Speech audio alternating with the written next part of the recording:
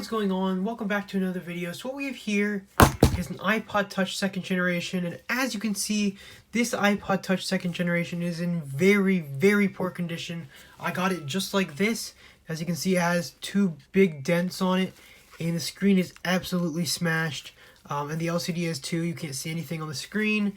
The power button doesn't seem to work at all. So anyways, we're going to be fixing this today with this used housing, which is in pretty good condition, and this used screen, which is in pretty good condition. So anyways, let's jump right into the video. So we begin by prying up the old cracked display to crack into the iPod.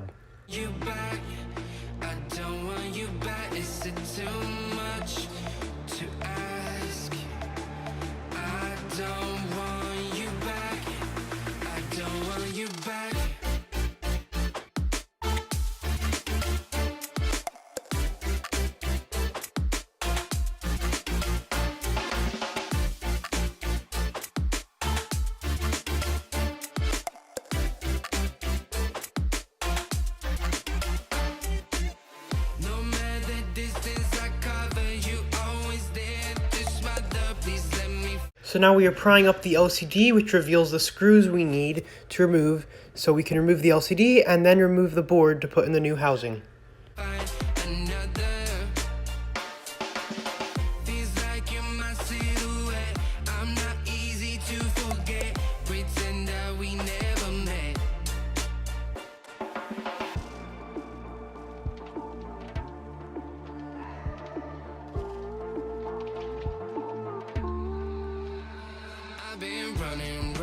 Running away from you. I've been trying to keep my cool. I see what your colors shining through. Yeah, I do. Well, that I do. Is it too much to ask? I don't want you back.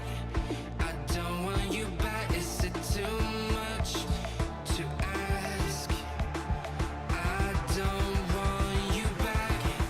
I don't want you back.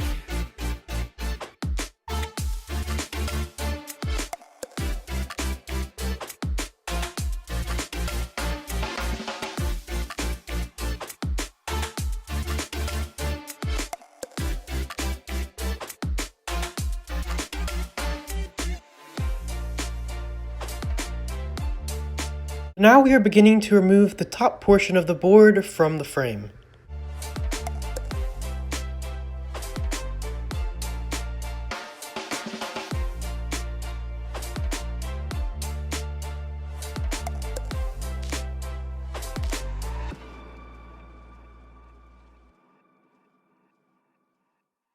Now we are removing the screws from the bottom portion of the board, so the board can be completely free and put into the other housing.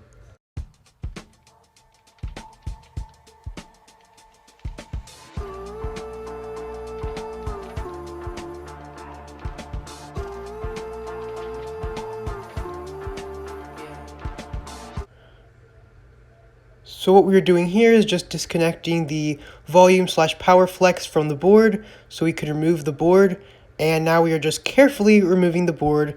There's that ribbon cable which is held down by adhesive, and if it's snapped it has to be soldered back on, so I'm being very careful to remove that without ripping it.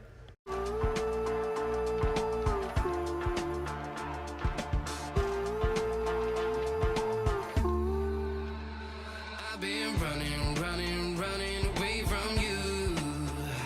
I've been trying. Now with quickly prying up the bottom portion of the board is completely free. And as you can see, the housing has a lot of dirt in it, which I didn't expect. So I just kind of like cleared that off, even though we're not reusing the housing, just to get the dirt out of it. And then the adhesive that was holding it down was also really gross. So what I'm about to do is I'm actually prying off that adhesive because it's not that important. It stays on just fine without the adhesive. So I pried off the dirty adhesive, and then there was also some dirt sticking to the side of the battery where one of the stickers was kind of lifting up. So I also pried some of that off just to try to make it less dirty. Trying to keep my cool. I see what your colors shining through.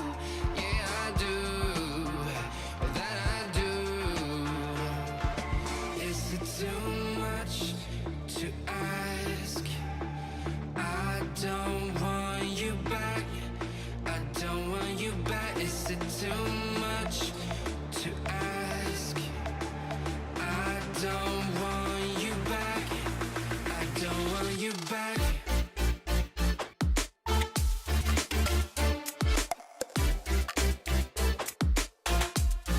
So after prying off the dirty adhesive and just scraping off some of the dirt, and then using compressed air just to make sure it's clean, it is good to go, and now we are getting the new housing ready. So I tested the buttons and realized they didn't click exactly how I wanted them to, so I just adjusted the screws until I got an ideal click.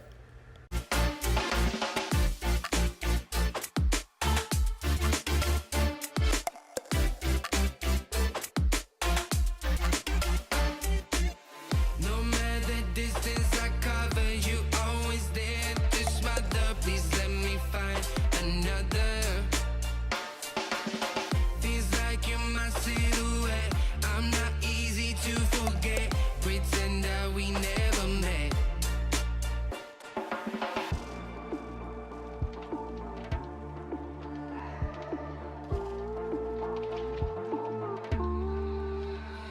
I've been running, running, running away from you.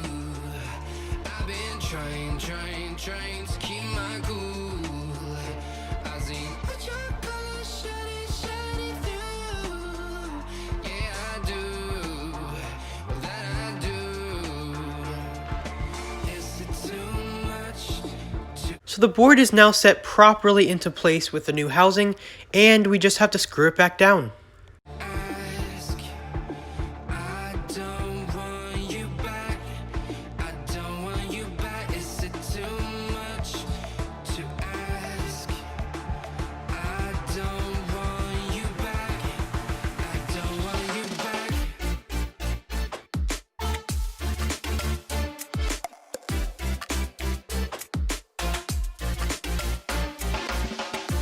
With the top portion of the board screwed down, it is now time to put in the LCD back into the iPod.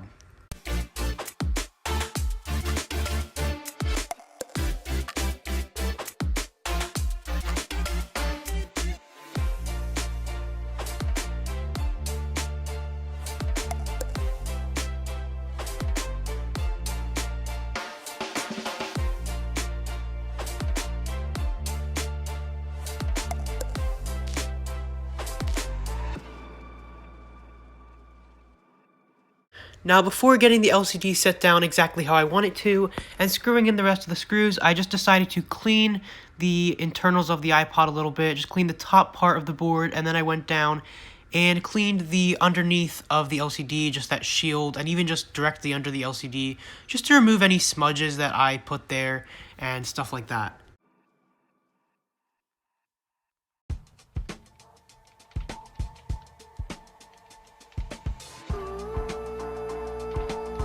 With the iPod clean, we can now continue to screw everything back into place.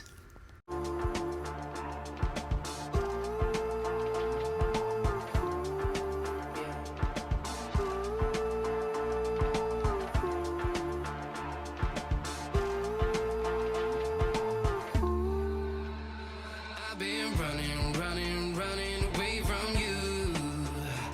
I've been trying, trying, trying to keep my cool. I see what your colors shining through. Yeah, I do. Well, that I do. Is it too much to ask? I don't want you back. I don't want you back. Is it too much to ask?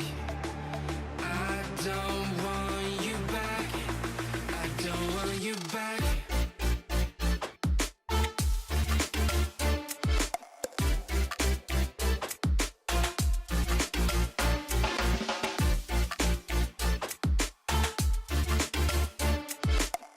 Absolutely everything screwed down. I'm now cleaning off the LCD. Since the LCD and the digitizer are separate, it's very important to get all the smudges and dust off so you don't see anything when the iPod is being used. So I used an isopropyl wipe and a microfiber cloth on both sides of the screen, both the LCD and the inside of the digitizer, to just remove all of the dust. And I also used compressed air to blow out the dust.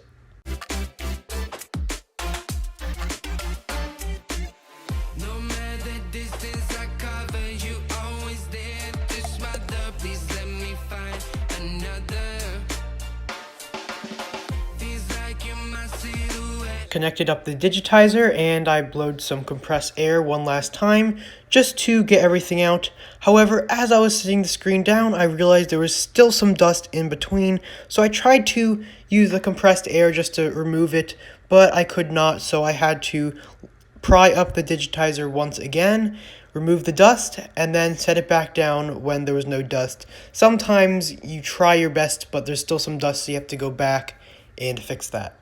I'm not easy to forget. Pretend that we never met.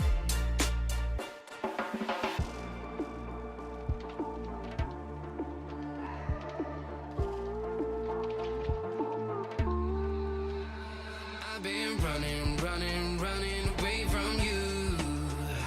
I've been trying to keep my cool. And we're done! The iPod is now restored to fully working condition. It is in very good condition, no cracks, no dents or anything. If you like what you saw, let me know in the comments. If there's anything you think I could have done differently, let me know. I hope you enjoyed this video, and I will see you in my next one.